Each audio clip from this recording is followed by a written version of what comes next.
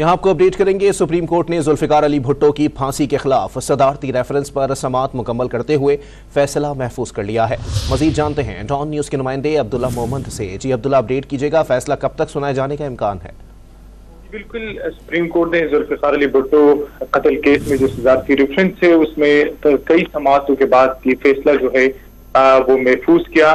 9 रुकनी bench जिसकी सरबराही chief justice काजी फायद ईसा कर रहे थे, मुकम्मल कार्रवाई के बाद अब ये फैसला जो है वो महफूज किया गया है और ये फैसला किसी भी दिन जो है वो सुनाया जा सकता है। इस केस में अहमद रजा कसूरी ने दलाइल दिए कि पहले एफआईआर में भुट्टो को मैंने नामजद नहीं किया था। भुट्टो साहब को जब मेरे वालिद का कत्ल हो गया तो मैंने कहा कि बस बहुत हो गया है।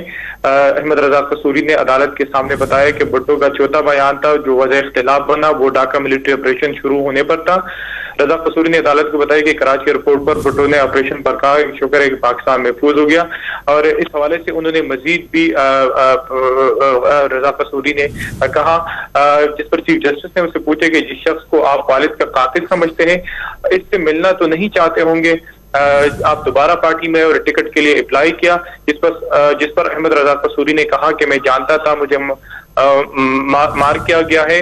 पीएनए के टाइम भी मुझसे राब्ता होता रहा और मुझसे वो बोतल लाने का जिसमें वालिद का खून महफूज किया गया था। चीफ जस्टिस ने इस केस में जो है वो रिमार्क दिए कि क्या सुप्रीम कोर्ट सदारती रेफरेंस में मुख्तसर राय भी दे सकती है, जिस पर रजा रब्बानी ने भी क्योंकि आज दलाइल दी, जिस पर रजा रब्बानी ने अदालत के सामने मौक़िफ़ अपनाया कि अदालत ऐसा कर सकती है। सुप्रीम कोर्ट मुकम्मल इंसाफ की फराहमी के लिए आर्टिकल 187 का इस्तेमाल कर सकती है। जस्टिस मोहम्मद अली मजहर ने रिमार्क दिए, अगर हमने आर्टिकल 187 का इस्तेमाल किया वो राय बजाय फैसला हो जाएगा।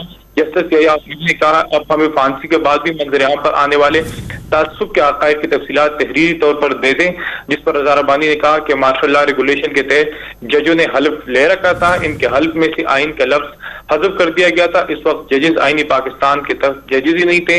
रजा रब्बानी ने मजीद कहा कि हाई कोर्ट और सुप्रीम कोर्ट भी इस वक्त आइन के तहत काम नहीं कर रही थी।